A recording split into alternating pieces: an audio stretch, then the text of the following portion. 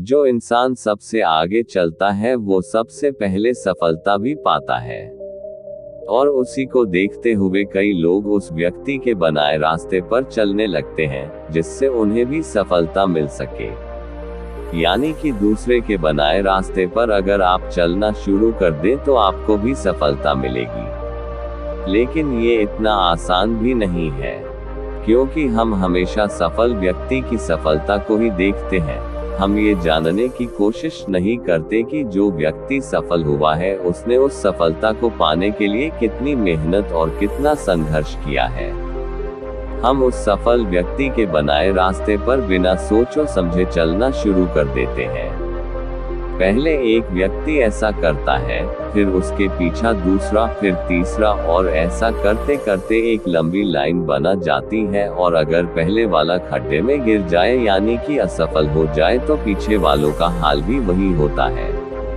आज इस सफलता की सबसे अच्छी प्रेरणादायक कहानी के जरिए हम आपको ये समझाने की कोशिश करेंगे कि क्यों हमें दूसरों के बनाए रास्ते पर नहीं चलना चाहिए।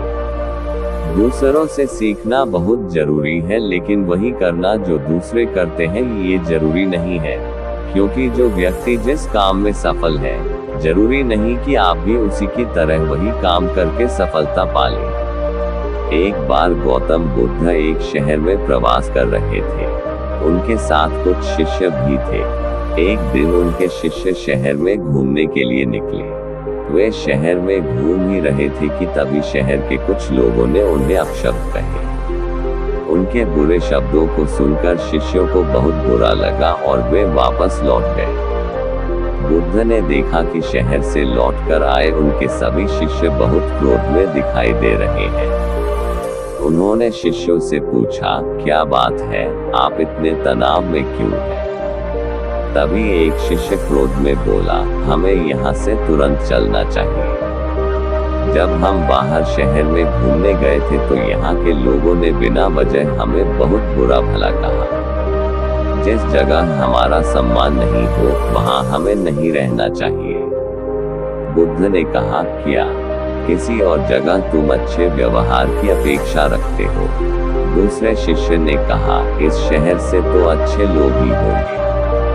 तब गौतम बुद्ध बोले, किसी जगह को सिर्फ इसलिए छोड़ देना ठीक नहीं कि वहाँ के लोग बुरा व्यवहार करते हैं। हमें तो कुछ ऐसा करना चाहिए कि जिस स्थान पर भी जाएं, उस स्थान को तब तक नहीं छोड़ें जब तक अपनी अच्छाइयों से वहाँ के लोगों को सुधार न दें। हम जिस भी स्थान पर जाएं, वहाँ के लोगों का कुछ न कुछ भला करके ही वापस लौटें।